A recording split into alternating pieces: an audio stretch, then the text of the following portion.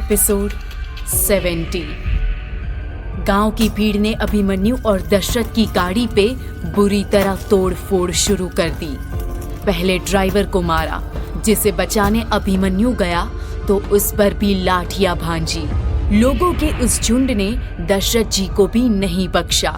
प्रीति को ये बात जब दीनदयाल ने बताई तो वो सब भागे भागे उस जगह आए जहां गांव की भीड़ ने ये कांड किया था, और वहां दीनदयाल, प्रीति और आयुषी ने जो देखा, तीनों को अपने आंखों के सामने वाले दृश्य को देखकर यकीन नहीं हो रहा था कि गांव वाले ऐसा भी कुछ खौफनाक कर सकते हैं।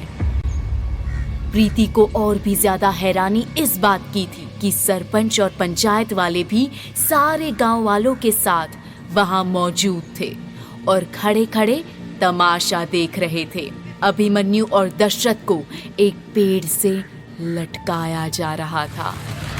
प्रीति से रहा नहीं गया और चिल्लाते हुए, भीड़ को चीरती हुई वो आगे बढ़ी और तेजी से बोली, उतारो नीचे इन्हें, अभी के अभी, मर जाएंगे ये लोग। उन दोनों के हाथ बंधे थे। टीआई दशरथ का सर खून में भीगा झूल रहा था और वो बेहोश थे। अभिमन्यु भी बेजान पड़ा लटक रहा था। प्रीति के चिल्लाने के बावजूद कोई भी गांव वाला अपनी जगह से हिल नहीं रहा था। प्रीति उनको हैरान देखती रही और बोली, हो क्या गया है आप सबको, उतारिए इन्हें। एक गांव वाला अकड़ दिखाकर बोला, क्यों उतारे इन्हें? इन निकम्मे लोगों ने हमारे लिए किया ही क्या है? दूसरा गांव वाला बोला, ये मर जाए तो हमारे दिलों को ठंडक पहुंचेगी। प्रीति को यकीन नहीं हो रहा था कि गांव वालों के दिलों में इतनी नफरत हो सकती है। प्रीति फौरन सरपंच के पास गई और उनसे एक सख्त लहजे में बोली, आप भी खड़े होकर तमाशा देखेंगे? बोलिए इन सबको, पुलिस वाले हैं, इन्हें ऐसे कैसे कोई बेरहमी से पीट कर लटका सकता है? पंचायत के लोग प्रीति की बात सुन हंस पड़े। सरपंच की भी हंसी छूट गई। प्रीति उन सब को देखकर दंग रह गई। वो हैरान थी कि इसमें हंसने वाली क्या बात है। सरपंच ने प्रीति को तीखी नजरों से देखा और तंज भरे अंदाज में बोला, आप बड़ी भोली है प्रीति जी, आपको चीजों की समझ नहीं है। बेहतर होगा आप अपना स्कूल का काम संभालिए और बाकी चीजें हमें संभालने दीजिए। प्रीति ने भड़क कर कहा, गलत चीजें होते हुए मैं नहीं देख सकती। ये कहकर प्रीति दीनदयाल के पास गई और अधिकार के साथ बोली, इन्हें अभी के अभी उतारो। दीनदयाल और आयुषी जल्दी से प्रीति के साथ अभिमन्यु और टीआई दशरथ के पास गए और उनको उतारने लगे। गांव वाले चिल्लाए और शोर मचाने लगे। कुछ गांव वालों ने अभिमन्यु और टीआई दशरथ पर पत्थर फेंकना शुरू किया। कुछ पत्थर दीनदयाल और आयुषी को भी लगे। प्रीति ने चिल्लाकर कहा, चाहे कुछ हो जाए, इन्हें अस्पताल ले जाना होगा। प्रीति गांव वालों के सामने आकर खड़ी हो गई। एक गांव वाले ने कहा, मास्टरनी जी हटिए सामने से, इनको मार कर ही हमें शांति मिलेगी।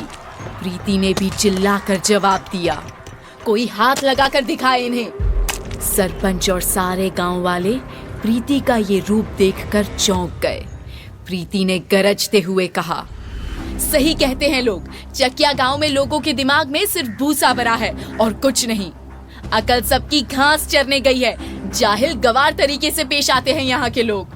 सारे गांव वाले ये बेइज्जती सुनकर आग बबूला हो रहे थे।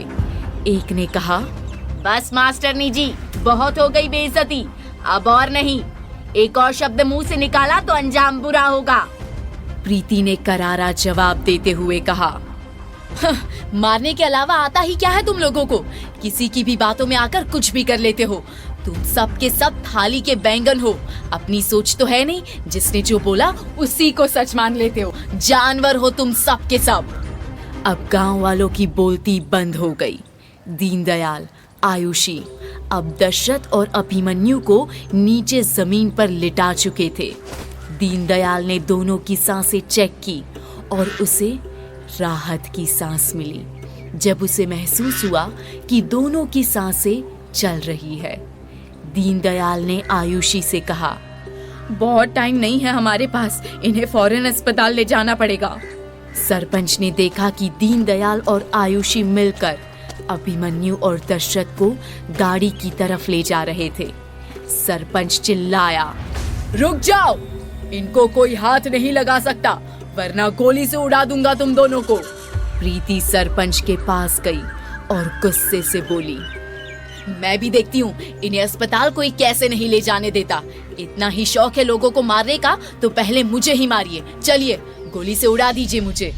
सरपंच प्रीति का बेखौफ रवैया देख शांत पड़ने लगा।